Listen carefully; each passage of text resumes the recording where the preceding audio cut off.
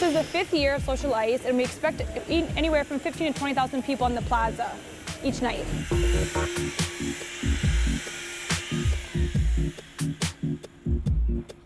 If you're not really into ice fishing or going out snowmobiling, this is just a fun way for people to get outside and kind of enjoy the winter weather and say that they did something in the cold.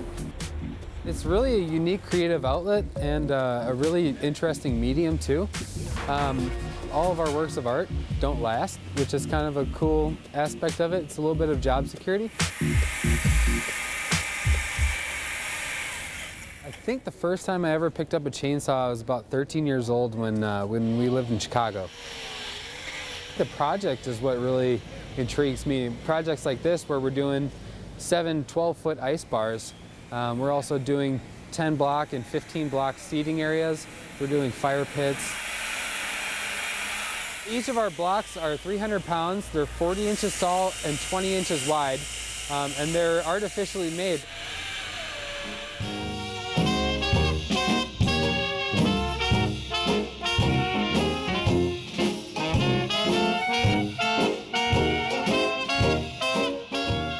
This is a Mardi Gras theme ice bar, and they wanted 2 alligators playing the trumpet as kind of the bookends for their bar. We have a drawing on graph paper, and then we'll etch out a graph onto our blocks of ice. Then we use our chainsaw to start with, and we really get our rough shape, the rough cut outline of the piece done. And then from there, then we start creating our depth, highlighting arms and hips and legs and mouths and necks and stuff like that.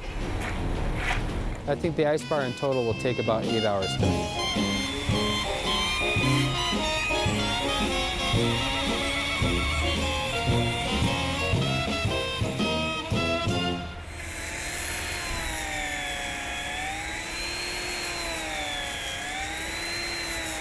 My son owns a company in Minneapolis, and I own the company in La Crosse, so we do kind of compete and cross paths every once in a while. He's much more artistic, and he kind of thinks outside the box, where I think more like the chefs or what they need and that kind of thing. But I think for an old guy, I can stick with him. I actually was a chef at one point, and in the kitchen we would do ice sculptures, butter sculptures, chocolate sculptures. And being born and raised in northern Minnesota, I just had ice in my veins.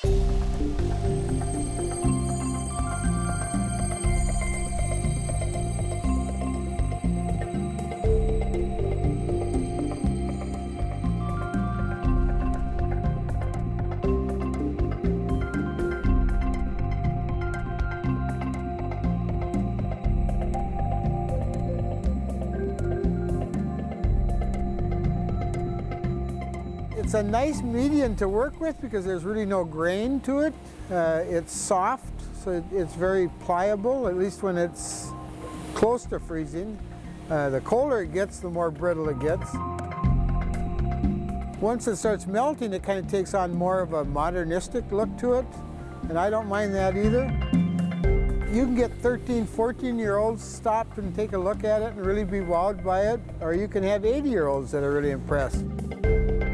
It's just kind of one of those art forms that people don't see real often, so it's really intriguing to everybody.